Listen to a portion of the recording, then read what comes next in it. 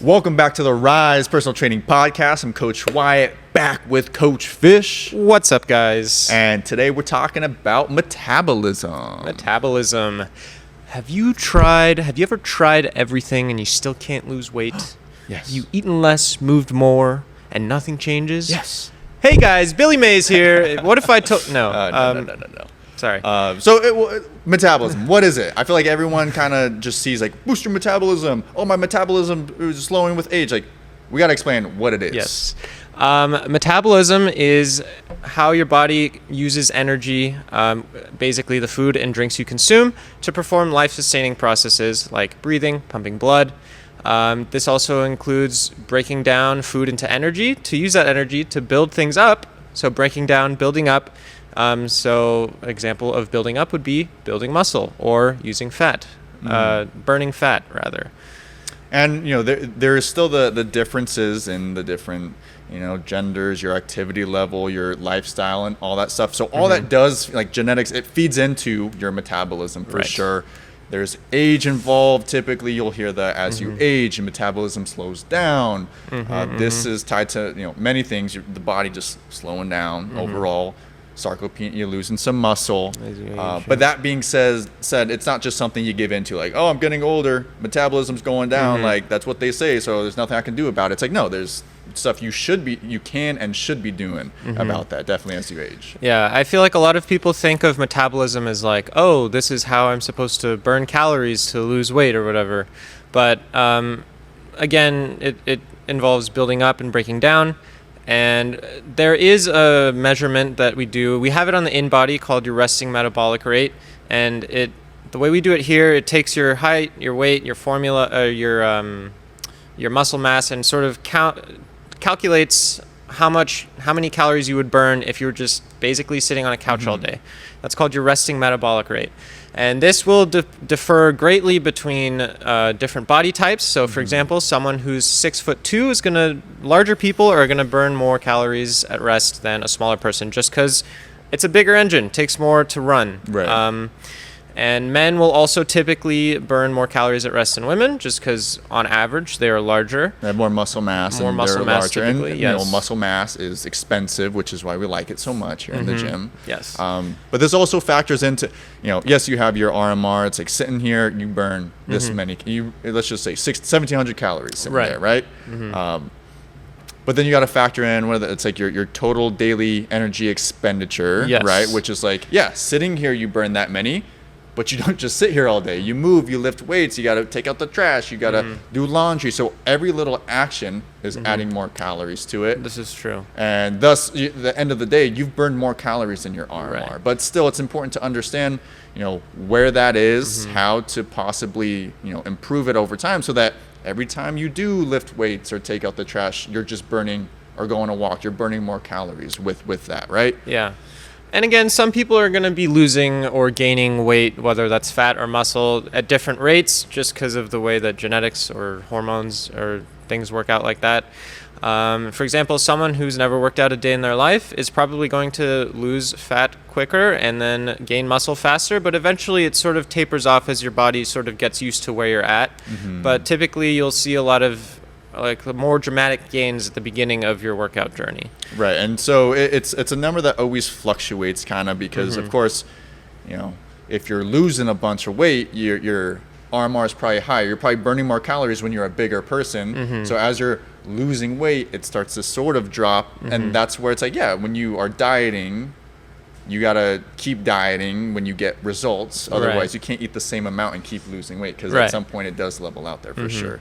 But I think, especially with this, it's important to understand how the body adapts, right? As you, like, when you go on harsh diets or like what was the crash diet or your yo-yo diet and all that stuff. Yeah, so that's something that's you should definitely be cautious of. I think, fortunately, we don't have too many people dealing with that. But sometimes people, without better knowledge, they might just say, like, oh, well, if, let's say I burn 2,000 calories a day, if I only eat 1,000 calories a day, I should lose a lot of weight really fast. But the issue with that is that you're going to be restricting yourself really hard, and then your body's going to adapt. So your RMR will decrease.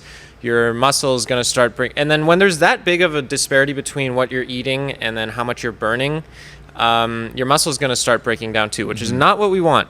The body gets a lot of like the signals of like it's getting pinged. What's happening? Where's all this? Like, I'm scared. So what do we have to do? We have to go into like reservation mode. You know, we can't let out as many calories here and there because I don't know what's happening on the outside. We're not getting the fuel we need. Yeah. And then with that big of a disparity in calories, you're going to feel like absolute dog water. So you're probably going to give up, go back to eating how you were before. And then now you've lost muscle, but your RMR is also down. So you're going back to how you're eating before. And then all of a sudden you're going to put that weight back on a lot faster. And a lot more of that weight is going to be fat mass. But so now you panic again and then the cycle repeats. So that's sort of the yo-yo effect, which is definitely something we want to be cautious of. Yeah, and it's like you keep coming out at the other end kind of worse off than when you first started. Because, yes, you see those results early on, like, oh, I'm eating 1,000 calories, I'm burning 2,000. Like, you see quick results. But then as soon as the body starts to slow down on the inside, that's when you're like, wait, what's all this work for if it's hurting me here? And then, again, like you said, the yo-yo there. So that's why the number on the scale by itself is not always the best indicator, because you really need to take a look at what's going on inside your body. Like the fat mass versus muscle mass that you have is definitely super important and honestly more telling than just the single number on the scale. And so ultimately it comes back to the gym, right? We talk about how important it is to lift, to eat protein, and to just be patient, keep that going, you know? So we need to be stimulating the muscle as much as possible. We need to ideally try to be growing or maintaining as much muscle as possible, because that's going to, that's a big marker that improves or helps maintain a good metabolism. Yes. Right?